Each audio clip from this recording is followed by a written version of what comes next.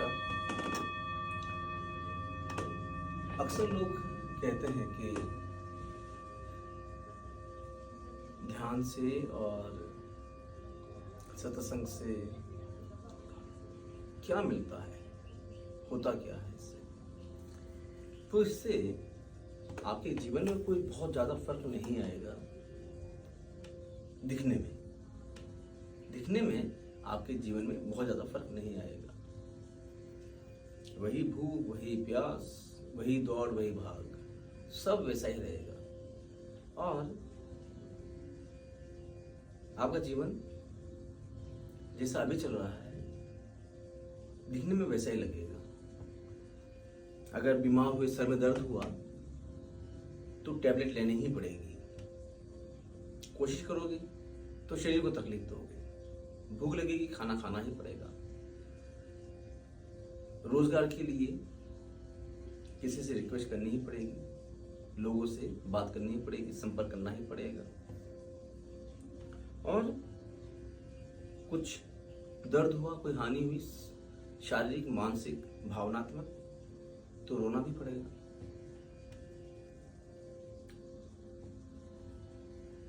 तो कुल मिला के जीवन तो वैसा ही चलेगा जैसा चल रहा है। उसमें एक रत्ती भर भी फर्क नहीं आने वाला है। जीवन का जो फर्क आता है, जीवन में जो फर्क आता है वो आता है कर्मों से सिर्फ। आध्यात्मिकता से जीवन में जो फर्क आता है वो दिखने में नहीं आता है, वो होने में आता है। जैसे कि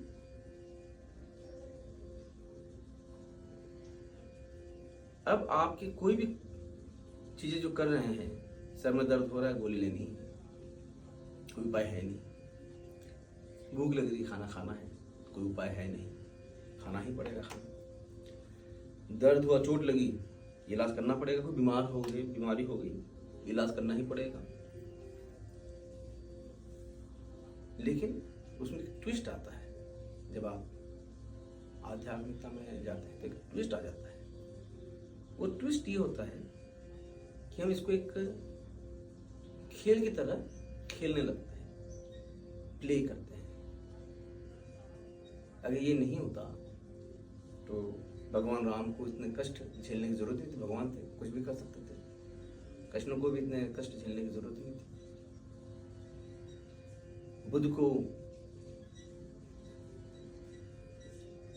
जब वो बिल्कुल ही तपस्या करके और थक चुके थे और बहुत ज़्यादा दुबले हो चुके थे, तब किसी औरत ने कहा था कि अगर शरीर ही नहीं रहेगा तो आप इसका सत्य का जानकर करोगे क्या, उसका मीनिंग क्या रहेगा।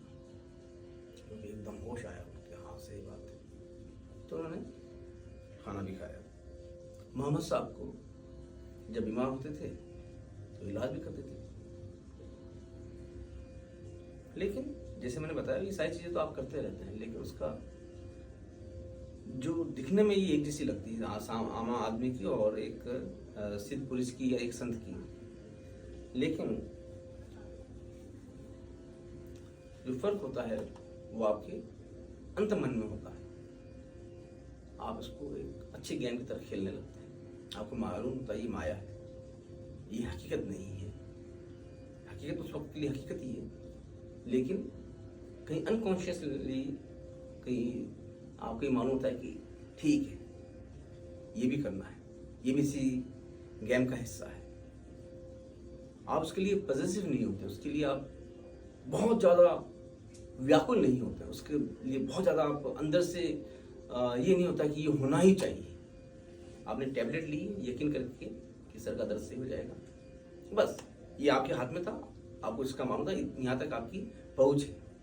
आपको मालूम था कि इलाज, अगर चोट लगी तो इसका इलाज हो सकता है, वो आपको मालूम था, आपने करवाया। जो जो पॉसिबिलिटीज आपने वो सब की, लेकिन पॉसिबिलिटीज अच्छे वे में।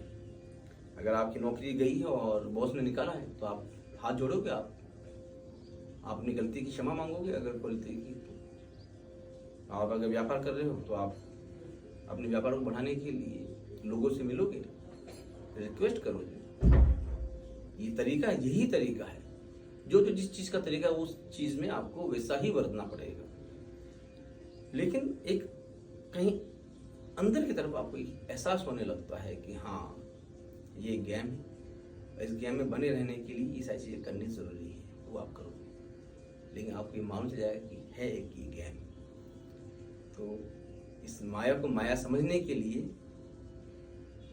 ये ध्यान, ये आध्यात्म, ये सत्संग, ये सारे अभ्यास की जरूरत होती है।